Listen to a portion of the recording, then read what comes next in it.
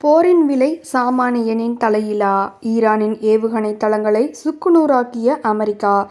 கச்சா எண்ணெய் நெருக்கடி ஆரம்பம். மத்திய கிழக்கில் போர் மேகம். அமெரிக்கா மற்றும் ஈரான் இடையே மீண்டும் போர் பதற்றம் அதிகரித்துள்ளது. இது உலகில் முழுவதும் பெரும் கவலையை ஏற்படுத்தியுள்ளது.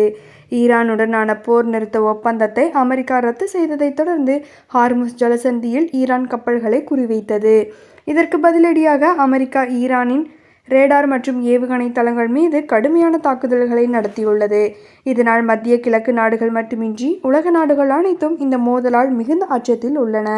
இந்த மோதல் உலகின் கச்சா எண்ணெய் விநியோகத்தை பாதிக்கும் அபாயம் உள்ளதால் சர்வதேச சந்தையில் எண்ணெய் விலை உயரும் என்ற அச்சம் எழுந்துள்ளது. உலகின் மொத்த கச்சா எண்ணெயில் 20% ஹார்முஸ் ஜலசந்தி வழியாகவே கொண்டு செல்லப்படுவதால் அங்கு நிலவும் பதற்றம் பெரும் நெருக்கடியை உருவாக்கலாம். இதனால் இந்தியா உள்ளிட்ட நாடுகளில் பெட்ரோல், டீசல் விலை விண்ணை தொட வாய்ப்புள்ளதாக கருதப்படுகிறது. இந்த போர் சூழல் நீடித்தால் சாமானிய மக்களின் வாழ்வாதாரம் மற்றும் பொருளாதார நிலை கடுமையாக பாதிக்கப்படும் என்பதால் நிலைமை விரைவில் சீராக வேண்டும் என உலக நாடுகள் எதிர்பார்த்து காத்திருக்கின்றனர்.